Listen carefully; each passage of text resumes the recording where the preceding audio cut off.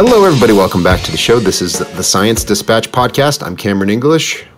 That handsome young man is Dr. Chuck Dinnerstein, Director of Medicine at the American Council on Science and Health. Chuck, I'm glad to see you. I'm glad to be seen. Good afternoon to you. Welcome to the fall. Yes, it's finally here in California. The cat is no longer barking. The weather is actually cold and the leaves are turning brown, so things are starting to normalize. And I know that was always one of my favorite parts of the year when I was living in Los Angeles and growing up, is the palm trees changed from a lighter brown to a darker brown. And then you knew it was fall. It's a beautiful time of year. I was putting my kids in the car to go to school today, and my son goes, "Daddy, I'm cold. Help me with my jacket. I'm cold." And I said, nice. I will gladly help you because the cold is here. It's a great time. I love the fall. It's just a terrific time of year.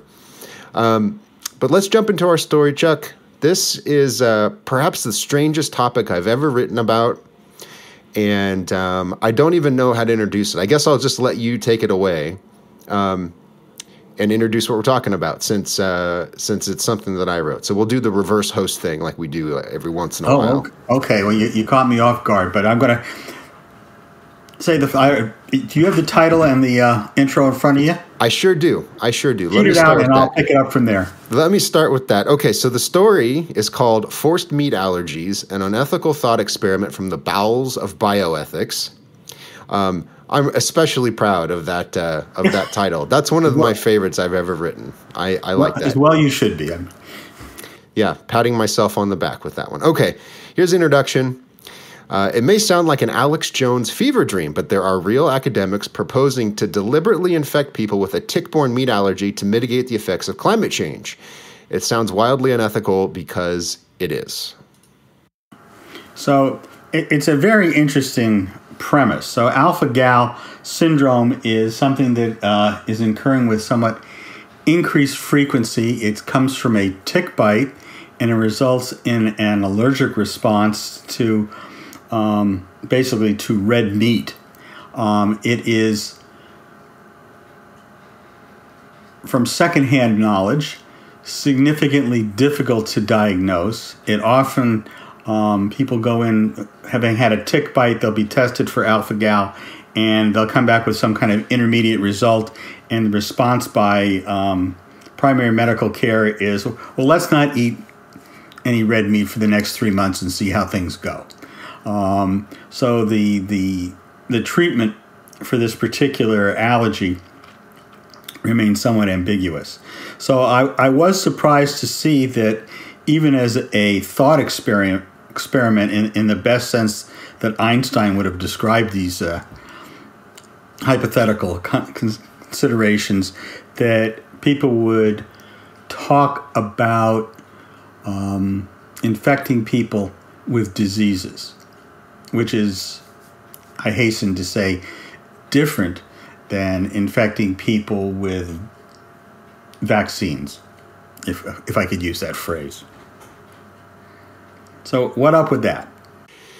Yeah, I thought this was fake when I first heard about it, and we were late to the party in covering it because the article that spurred all this was published in an academic journal in July, I believe, July 2025. But I read a story on a website called slaynews.com, and when you click on the link to this website, it looks like a crazy right-wing conspiracy website. It looks like something Alex Jones would throw up to push crazy stories and sell you supplements of one form.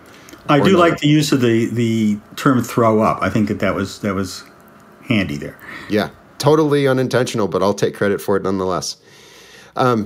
Anyway, so I read the news story, and the news story posits this idea that you have two bioethicists who say we need to genetically engineer Lone Star ticks, so they and then release them into the environment, and we genetically engineer them so they spread only alpha-gal, because they can spread other diseases that are much more harmful.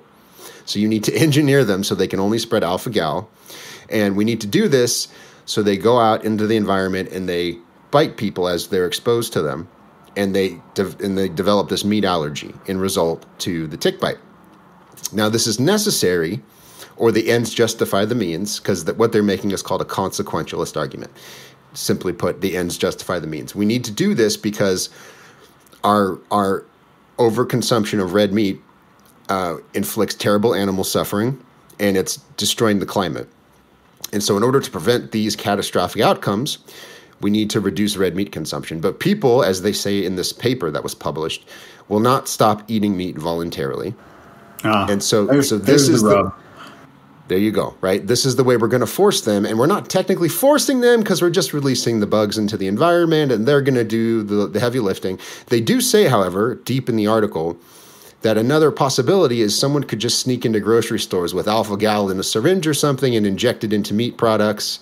And then people, I'm serious, this is in there. This is in there. It's in my story. I quoted it. And the point being that, we're not intentionally, deliberately forcing people to do anything. We're just modifying the environment to morally enhance them. Well, there's a lot of interesting thoughts in there. Now, you sure that the tongue was not firmly placed in the cheek at any point, or that they thought this was what academics often will do is have a very intellectual conversation that has no basis in reality. Yeah, it's a very good question, very good possibility to consider. And once the article was published and it generated the predictable response online, there were a handful of prominent X accounts that retweeted this. Hundreds of thousands of retweets and millions of comments, and people were just irate, just livid that someone would propose this. And so when one of the authors, there's two authors, when one of them was contacted by a website called The College Fix, and they basically said, hey, what the hell's going on? What's going on here?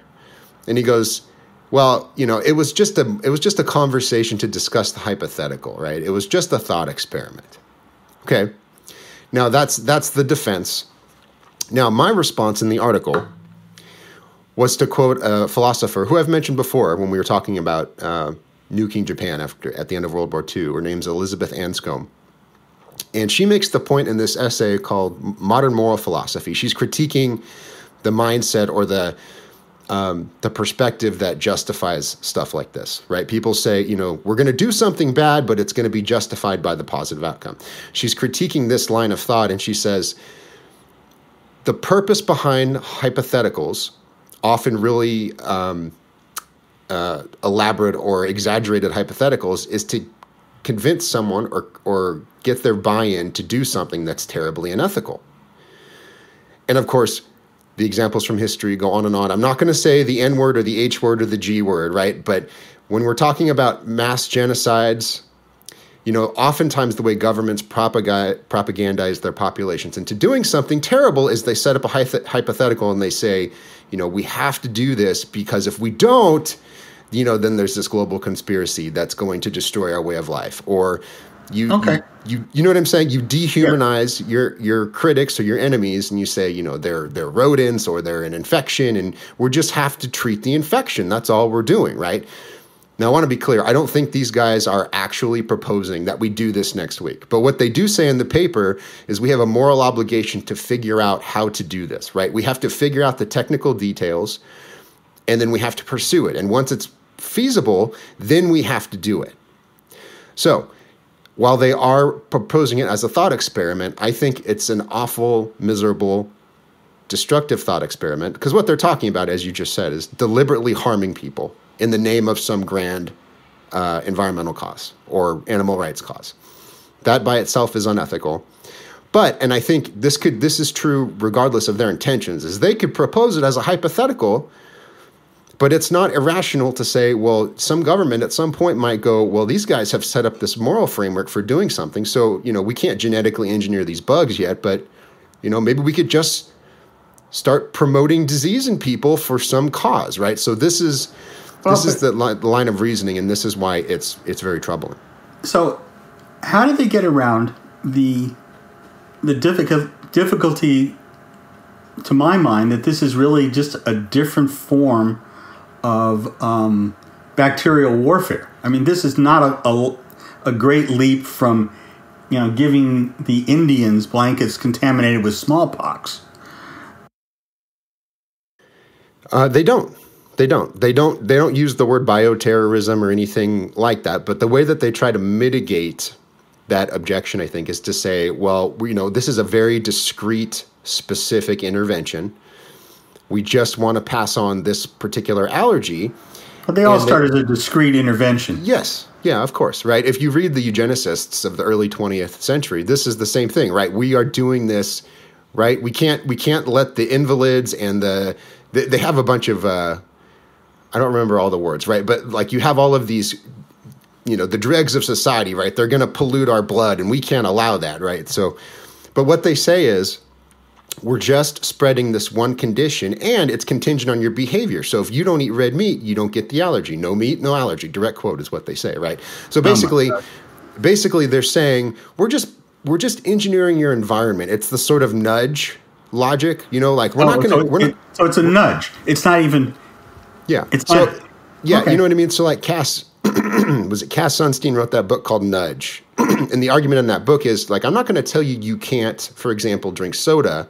I'm just going to put the soda further away from you. So the water and the iced tea will be closer, but the soda will be farther away. So I'm nudging your behavior.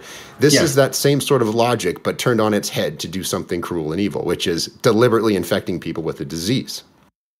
Right. So I mean, from my point of view, I don't have problems with nudges in a more commonsensical way. This is perhaps a nudge too far. When if we're talking about meat, then the nudge is to just jack the price up. We can, put a tariff. Can I use that word on the price of meat? That's what would be considered a commonsensical nudge. But making you allergic to it again just seems to be a very unfortunate biohacking that really shows very little respect for our place on the planet. It's more than unfortunate. It's evil. It's diabolical to treat your fellow humans as just some sort of clay that you can mold and shape and pick whatever metaphor, right? Their piece on a chessboard. That you've just moved them around to achieve your ends. Terrible things happen when we do that to one another. So I think that's the fundamental problem.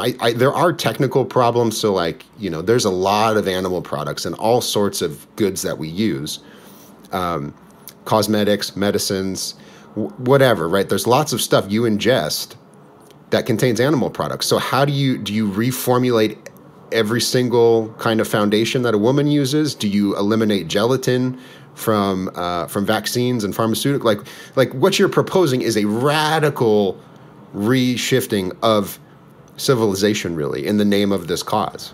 Okay, let me take you in a different direction then.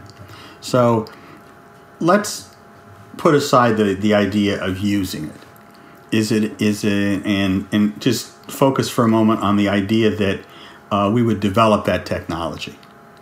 How would you compare it, here we go, to gain-of-function research, which, has a whole different conversation around it. No one's suggesting that it be used.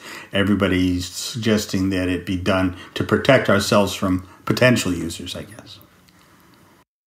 Well, even on the rationale of the people who advocate for that kind of gain-of-function work, it's sort of a sparring mechanism, right? So you go into a lab, you engineer some virus or some bacterium, and you're trying to figure out how it would evolve in nature.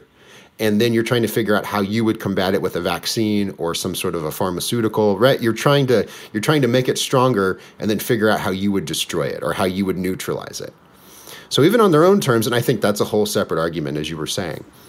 So it's kind of a red team issue. Correct. So and as another example, they give the example of vaccines, and they say, look, you're going to say that this is a threat to individual liberty, but we already mass vaccinate people. And of course, it's the same issue there, right? As you were alluding to, we vaccinate people to prevent disease, right? The intervention is ethical because at the individual level, you are trying to prevent one measles infection. If you scale the intervention to an entire population, you could eradicate measles, as we were close to doing in 2000, right? So in other words, there is no sort of ends justifies the means rationale when it comes to vaccination, right? It's ethically justified because what you're doing is inherently good. What these guys are doing is inherently harmful, as they're saying, right? Okay, we are doing harm, but the harm we're preventing is greater, therefore we are justified. Let's focus now on the harm we're preventing, because I'll be devil's advocate, because if we don't stop eating red meat, then we're all going to die a horrible heat death. No, we're not. And here's the thing. We're not, because that's the way the science and my beliefs go, or no, we're not, because that's just not germane to the argument. Well, let's take it from two angles. So I think, following up on Anscombe's logic, even if you're trying to prevent a demonstrably harmful outcome, you're not justified in harming people to do it, right? So this was one of the arguments against the atomic bomb, for example. So one of the criticisms there is, if we didn't obliterate these two cities and give a bunch of people cancer and melt a bunch of them into the concrete, well, then we would have had to invade Japan, and that would have cost even more lives. And Anscombe and others in her tradition would say, so what? You're not justified in causing unnecessary violence, right? You're not allowed to harm or kill people who haven't done you wrong in order to prevent a greater harm. So that's the first point I would say, is even if they're right, even on their terms that they're trying to prevent a global heat death, you're not just there's a better way to do that, right? As you were getting at, let's just posit that climate change is going to melt us to death in 7 years or whatever. There's a better way to do that. You prevent that without harming people. That's the first thing. The second thing, however, is that claim is blatantly false, and the reason is our greenhouse emissions globally as a species are industrial. They come from manufacturing cement and building cars and driving on roads, and they come from civilization, right? So if you want to prevent carbon emissions, focusing on animal agriculture is a relatively small proportion or percentage of the amount of carbon and methane that we're emitting.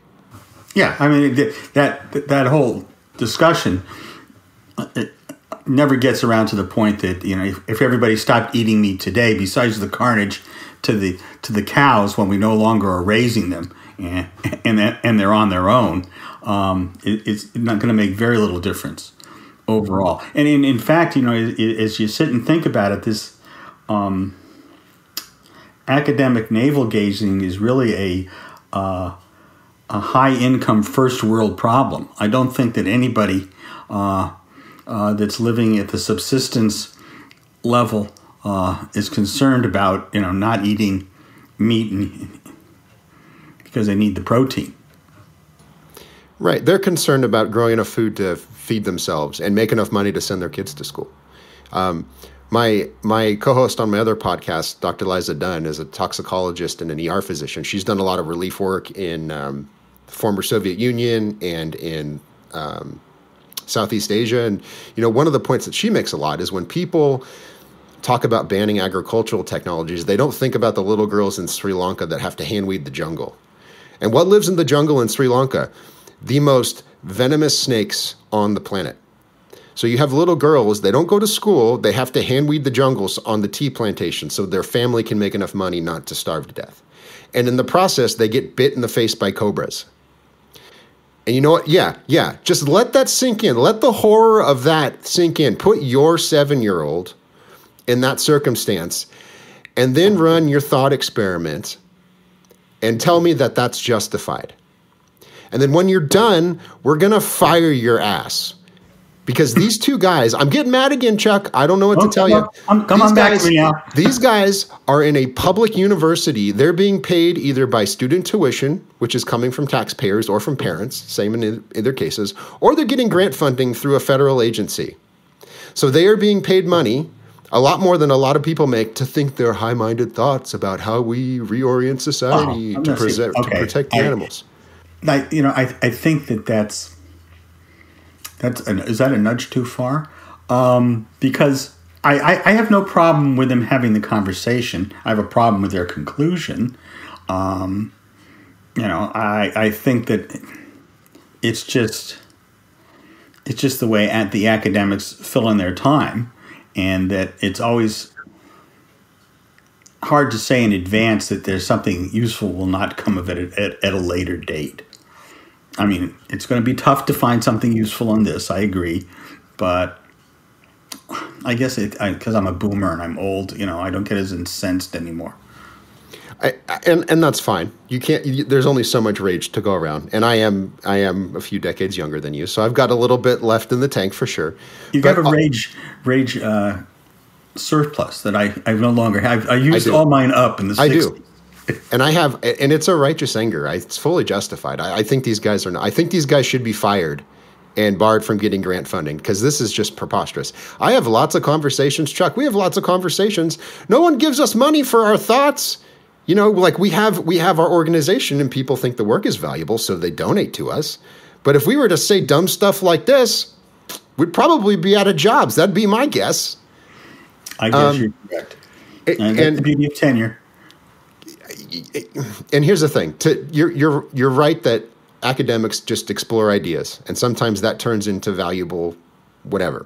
But it starts with things that could lead to something productive, right? So you put a bacterium in a petri dish and you throw chemicals at it and you see what happens. And you go, oh, wow, we might have an antibiotic. All right, let's start the 20-year process of researching and developing this. And then maybe by the time we're about to retire, we could get FDA approval on this new drug, right? So you're starting with activities that we know can produce something productive. If this thought experiment goes anywhere, it goes somewhere terrible, because the technology of genetic engineering is employed to deliberately harm somebody. I hear you. I got it. Anyways, so obviously I said this when I, in the story, and then other places I've talked about this. This is obviously just two academic dweebs thinking high-minded thoughts, right? These guys are not going to be in a position to implement this. Nevertheless, I think this is illustrative of the mindset of a lot of academics. Like, we'll just make people stop doing something, and we'll cause them physical suffering in order to do it, right? That is widespread in the academy, and it's not limited to a thought experiment like this. Okay, well, that's certainly a different point. I think that the elites on both sides of the aisle are very much interested in the concept that the ends justify the means. That this is it's a good example of academics gone bad. Yeah, they broke bad on this one. Academics gone wild, right? Yes. Watch these two guys propose infecting your kids with alpha gal. It's absurd. We'll leave it there, though. If anybody dare defend this, I'd love to have that conversation. We'll be hearing from them, but you never know. Yeah. The closest we came to was Arthur Kaplan, who's a prominent bioethicist. He responded to ACSH's tweet, and he said, absurd, a bunch of fringe people trying to propose a stupid idea. And I replied to him and I said, well, maybe so, but bioethics, the journal Bioethics, is a major journal, and these guys work at a major university. So how do you explain that? And he goes, controversy sells. I was like, enjoy your funding cut, loser. Enjoy it. I really do. I hope Kennedy takes it all, and you can go be a greeter at Walmart. Shame on you. Shame on all of you. This is disgusting. So anyways, I'll leave it there. That's my humble, unbiased opinion. The article's called Forced Meat Allergies, an Unethical Thought Experiment from the Bowels of Bioethics. That's on acsh.org. Go there, click the subscribe tab, give us your email address. We'll send you the content that we publish. The stuff you read is usually the stuff we talk about. We're on X at ACSH.org. We are on Instagram and Facebook. ACSH Matter of Facts, hosted by Anna Delaski. She does these great infographics and 1-minute videos explaining the science issues of the day. Go follow her. You'll learn a lot. As always, thank you for joining us, and we will see you next time.